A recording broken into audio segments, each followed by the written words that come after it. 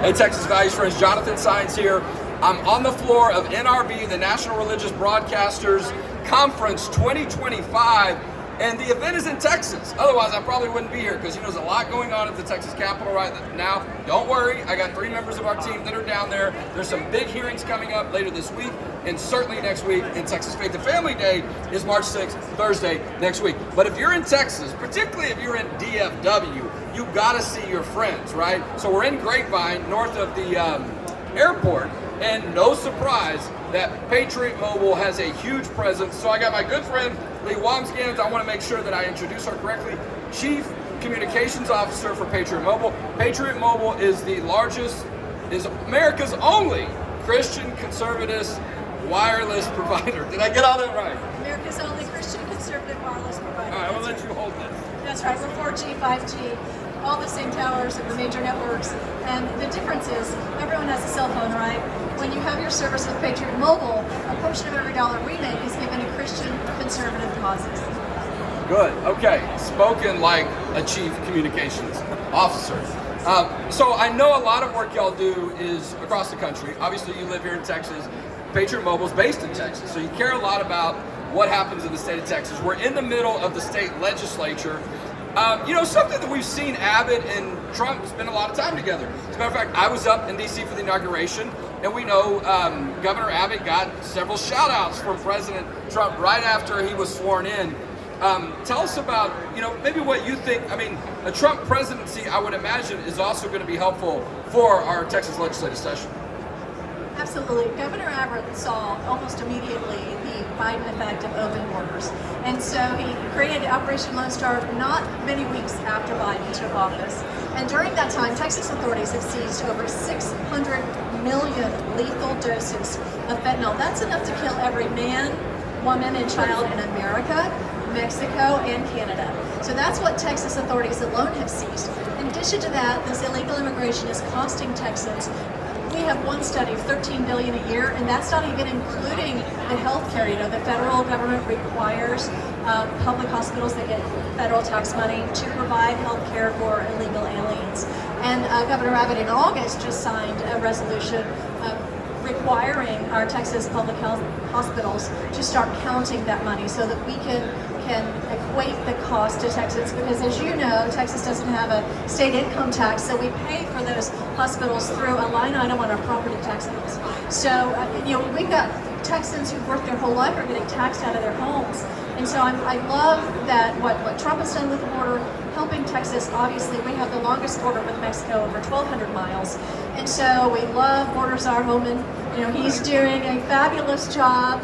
I could watch him. He needs his own sitcom. I could watch him for hours on the day. I'm really proud of the work that President Trump and Tom Homan are doing, and we love that Governor Abbott has that relationship. Well, and I'm not to diminish the work that Tom Homan's doing, but there's also sort of maybe this I don't want to say whiplash, but this contrast, because nobody was doing anything before. Like, you could have done 10%, but he's come in, really with a lot of energy, a lot of focus, and got things done starting with day one. And a lot of it is an attitude and a difference in approach and a seriousness. People are dying daily on the Texas border and other borders. Many of them are dying once they get into Texas. We see human rights violations. We see women that are suffering from rape, forced abortions, all kinds of awful things that don't a lot of times get the amount of coverage that they should. This is a huge help to Texas, finally getting some support on an issue, and people didn't think it could be done, that you could cut off some of the flow, and lo and behold, we found out. I'm not going to use the rest of that phrase, by the way. If anybody caught what up to, this is a Christian broadcast, but we know what that means. I want to talk a little bit about that, though, the Trump presidency, not just Abbott and that relationship, but we're in the middle of our Texas legislative session. A lot of issues that we care about, Trump's also caring about, but I would imagine sort of that Trump administration effect will help the state of Texas maybe have a little bit more confidence, some wind at our back to pass some really strong, meaningful legislation on values issues. Absolutely, that always helps. And the other thing is to know someone in the White House has our back. You can talk about tariffs and all of these things. Americans are just glad to see we've got someone negotiating on our behalf. The border crossings are down. Tom Holland posted last week by 90%. People are getting the message that our border is no longer open. And you know, one of the most compassionate things Americans can do at that border is close it. And the reason for that is because having that open border created that industrial human trafficking complex that victimized women and children and was just causing all kinds of chaos and instability in our country.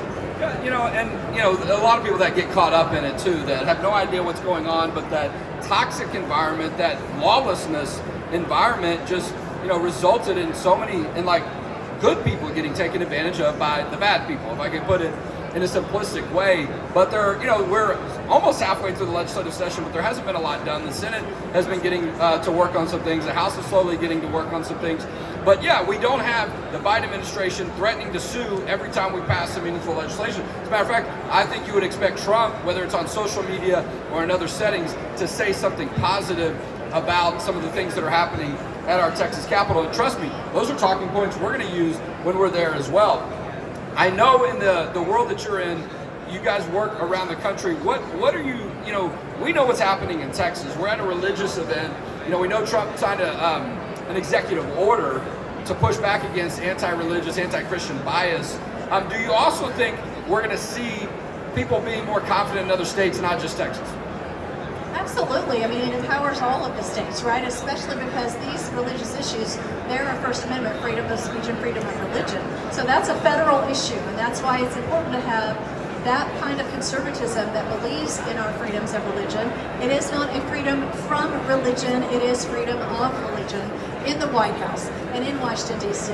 But honestly, some of the biggest changes that affect our day-to-day life, and these races are coming up in Texas, is our local elections, city councils, school boards, and that is, the future of America. And that is also the launching pad for so many politicians. And so people need to pay attention to their local elections as well, everything from the courthouse to the White House. Yeah. See, I was going to do that. I was going to do that from the White House to your house. Actually, I was going to go that direction.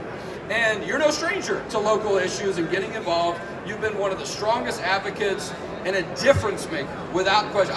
I'd say game changer for Carroll ISD, which is the major school district for Southlake, which is right next to here. I don't know, is this considered Southlake? We're in Grapevine, whatever the case may be. And so we stood shoulder to shoulder on some incredible issues, pushing back against the Biden administration on common sense issues in public schools.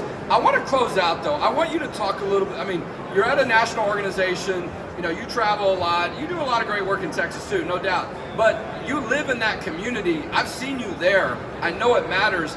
Talk to us about how that's done, or sort of the value of someone locally, particularly with your connections and your visibility and all that. But to not forget, we got to take care of home first. We absolutely do. And what I want to tell you and your listeners about is the power of one. Really, in many communities, all it takes is that first person to stand up, and then other people will have the courage to join you. But so if you feel like you're alone, I would say build coalitions, but also go to the meetings, have your public comments, always be respectful and biblically based. I always say pray before you speak publicly, because that's how you get in trouble real quick if you don't. So the power of one is incredible, and in your local community is where it starts. It's fascinating too, Leigh, as we're sitting here together. I'm reflecting on, I believe it was 2020. It was the first time we met. It's been almost 5 years, and I was sitting at my dinner table, on Zoom with the Carroll ISD school board meeting. But we met earlier in that year. We had never met before. Interestingly, I've been involved in this work 20 years. At that time, about 15 years in the DFW area a lot. We never crossed paths. We had some mutual friends, but you were there locally. We were there trying to, come up behind you, some air cover, if you will, or whatever. But I tell my team all the time when we work on these issues, we have to listen to what our friends are saying at the local level. They have a better idea. They have their ear to the ground, and we got to show them some of that respect and figure out what they think is best. So we're in the best position to help them, and you do that so well. Well, I still remember, Jonathan, you called and said, hey, how can we help? And I said, well, we're having a meeting, and you said, can we come? And I said, well, yeah. And so you remember those things. That was the summer BLM was marching down through the streets, calling all of us racist if we wouldn't take a knee, which we knew that wasn't true because we only answer to God, not society. And you came to that meeting, and there was actually a Zoom meeting, a Zoom school board meeting later that night, and then we have a ton of speakers, and you guys had your speakers on there as well, so you really stood up with the South Lake community, and we really appreciate that. Well, and it's interesting because it turned into a whole lot of other stuff, but in essence, we killed a DEI policy. One of the first big stories, and it got covered a little bit, but that's what they were trying to do. They were trying to probably usher in other stuff, but that was at the heart of it, and we understood that connected to some of our issues, but it was a little, not outside our lane, but it was a little bit broadening of some of the things we do, but we knew at the core of it, they were trying to impact in a negative way Christian values, and I'm glad we got that done. Well, the elections, so are there school board elections in Caroline's D for May? Well, actually, no one is running against our people, so we have a 7-member school board. Boom. All 7 are Christian, conservative. Yeah, no, that's how, and sometimes it takes a couple of years, but then you get to a point where, people are it's so obvious your strength that they don't have someone to run against you. That's a victory as well. But through iVoter Guide, we're going to have voter guides and information about a lot of local elections that are going to happen, I believe, the first week of May. But great interview, great time. It was one of my joys and highlights to see my good friend earlier from across the way. Leigh Wambsganss with Patriot Mobile has been our guest today on the special segment of the Texas Values Report.